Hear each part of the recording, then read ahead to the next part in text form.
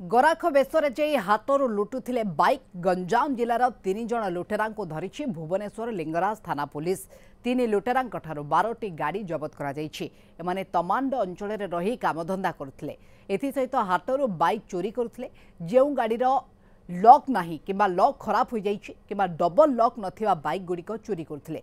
मुख्य अभियुक्त हैला नीलांचल देहुरी। ताको सहयोग करथिले कृष्णचंद्र साहू एवं गंगाधर जानी। लुटेरा माने गाड़ी चोरी करी कम दाम रे बिकुथिले स्पेयर पार्ट्स। अभियुक्तंक नारे विभिन्न जिल्ला रे रहिछि मामला। तबे चोरी बाइक उद्धार पई कमिशनर पुलिस आरंभ करिछि स्पेशल ड्राइव। समस्त पुलिस थाना रे ए अभियोग करा जाउछि।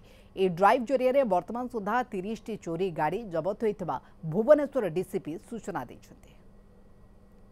कमिशनरेट पुलिस तरफ गोटे स्पेशल ड्राइव आरंभ होइछि स्टोलन व्हीकल्स और स्टोलन मोटरसाइकिल रो रिकवरी पाई। जो अभियुक्त मुख्य अभियुक्त नीलांचल दिहुड़ी से गंजाम रो मूल निवासी वर्तमान तमांडो एरिया रे रहे से 12टी मोटरसाइकिल हमको रिकवर देइछि एवं अन्य एबे आउरी भी आमे किछि किछि ठाब करछु अन्य मोटरसाइकिल रिकवर करबा पाई। ताकू सहयोग करथिले कृष्णचंद्र साहू से भी से गंजाम रो एवं गंगाधर जानी 3 जण जाक गोटे अंचल रो लोक से माने इठी आसिकरी कामधाम करबा पाई भुवनेश्वर रहउथिले एवं मोटरसाइकिल चोरी करथिले।